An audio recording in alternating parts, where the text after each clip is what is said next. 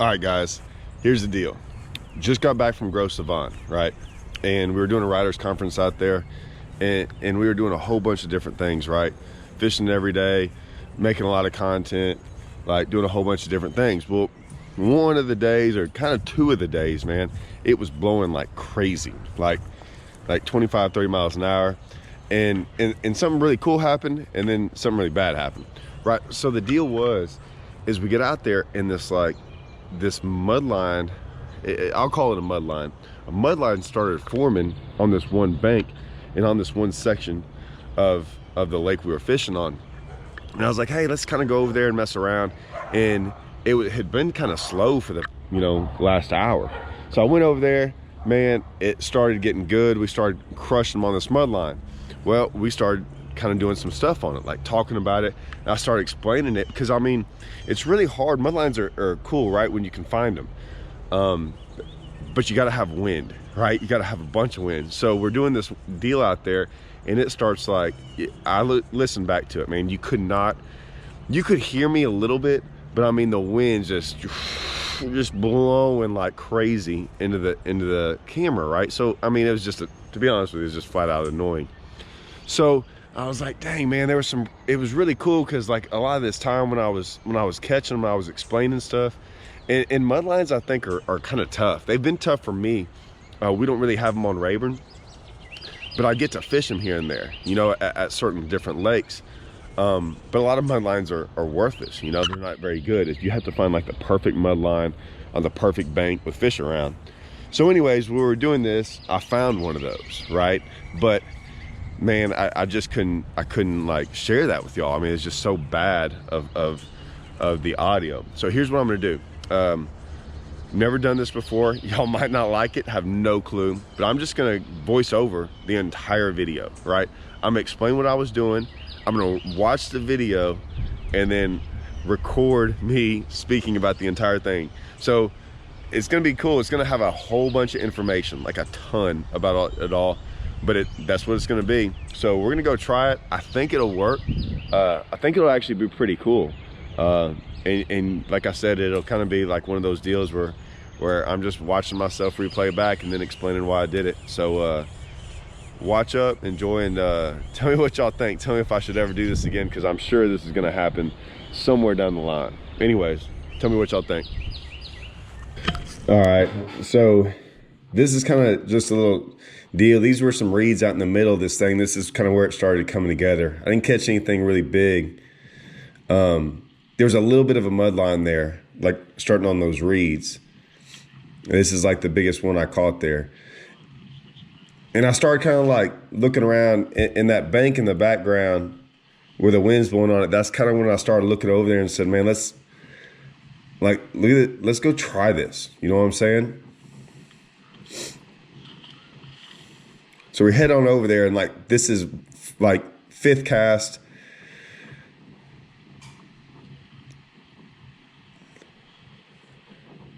Now, if you watch right there, I reel a whole bunch before I set the hook. It knocked about 4 foot of slack in it, and it was probably my biggest fish.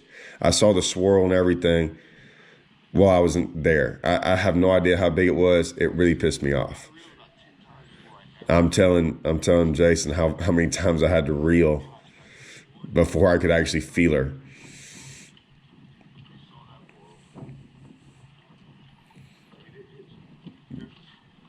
This wasn't the same one. I catch another one. So this is kind of where we all started, right? Like I started going, man, like this whole bank, which the direction the boat's facing, created a mud line that stuck out about 10 to 15, 20 feet from the bank. And there was no fish out in the middle, which there had been. Like, I really think they had all moved to this mud line. It was crazy too. And they weren't in, I mean, you literally would not get bit until about 5 minutes, or I'm sorry, you wouldn't really get bit within about 5 foot of that mud line, usually inside it, or never outside of it. So I hadn't moved very far. And now this is number like 3. I mean, this is pretty obvious that this is the deal, at least down this bank, because I hadn't really caught them down banks since I'd been there. This is probably day 2. And so what I'm throwing is just a hack attack swim jig with a swimming caffeine shad on for a trailer. I kind of like that. I kind of like that trailer, man, especially when it's like that windy and stuff. It creates a lot more vibration, moves a lot more water. It makes the swim jig move. And what I mean by that is, say you throw like a rage swimmer or something on there, it's a little bit more subtle, even though there's a lot of movement. That swimming caffeine shad, it really makes your swim jig wobble, is what I call it. So that's what I was throwing. So these mud lines, man, they're crazy, right? You have to find a mud line that's actually down a good bank.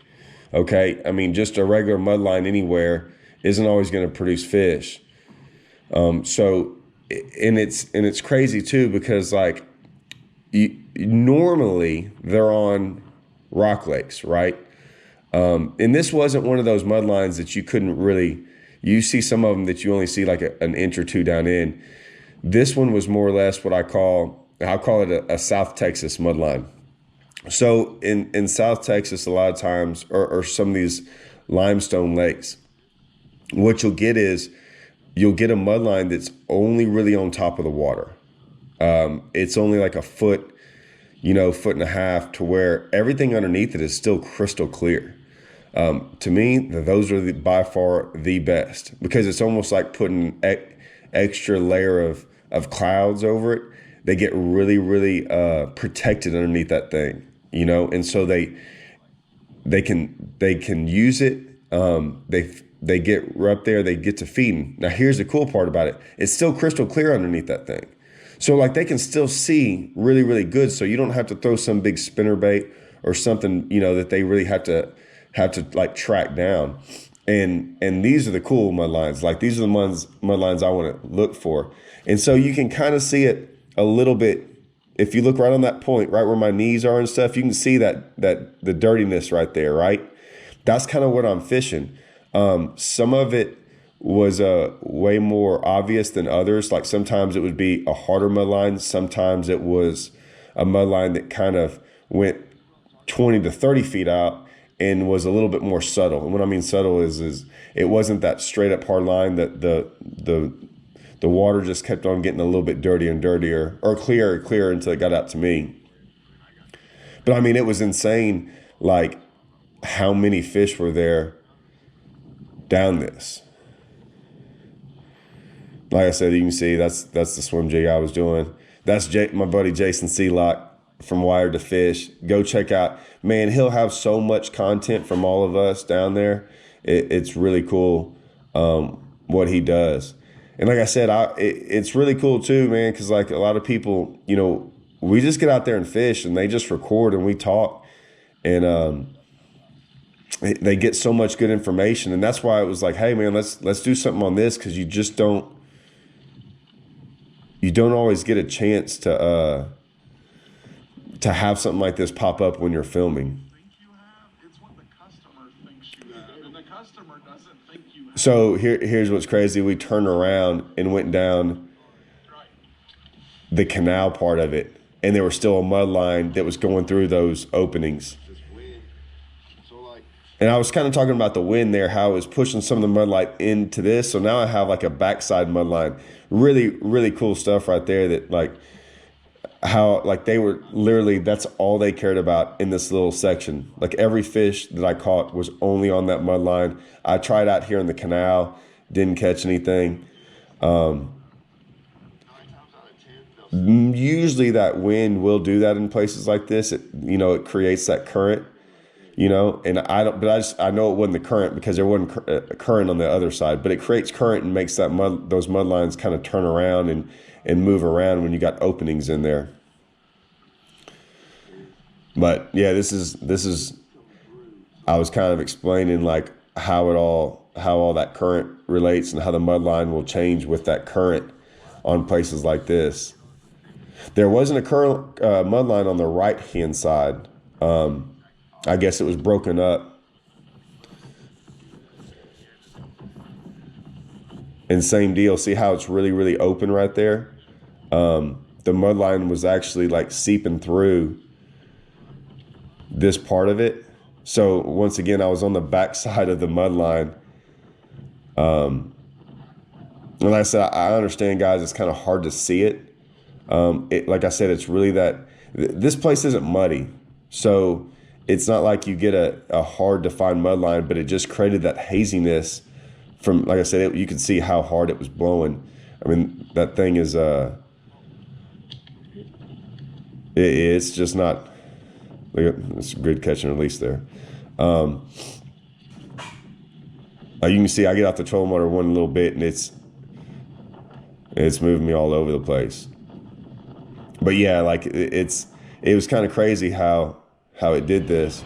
Hey, I know it wasn't a long video. Man, I don't want to bore y'all to death with mudline fishing for 30 minutes. But man, that's kind of what I wanted to do. Never done anything like that. Never voiced over one. We had actually talked about doing that on Bass Angler Therapy, about watching videos. So let me know what you think. It was pretty cool to see it all play out like that. I mean, that probably took about 15-20 minutes of total fish time to do all that. There wasn't a lot of mud lines on that place. That was kind of one of the only ones we found, but we were able to do a little quick video on it. And like I said, I think it's just kind of interesting. It's really crazy how fish in an area like that, you know, if you watch, we'll have a bunch of videos on Gros Savant, just because, I mean, there's so many fish catches and we did so many different things. But most of us, and you'll watch, we're catching a lot of them out there in the middle. And I hadn't really gone down the bank like that. I've tried, but it really wasn't that good. And you could catch them like a cast away from the bank and stuff, but not really on the bank. And it was like that day, and with that, you know, situation. And like I said, it wasn't a deal where it was pushing bait, because that place doesn't really have like a whole bunch of bait fish around, like shad and stuff. So it wasn't that. They literally just went over there for the mud line, because like I said, I was catching them on the backside too. So it shows you that it wasn't pushing up bait up against a bank. It was literally, it was crazy to see. So anyways, let me know what y'all think. Don't forget to subscribe, guys, man. Like, we got a bunch of stuff coming out. Me, Holman, Andrew, we got some crazy things we're about to go do.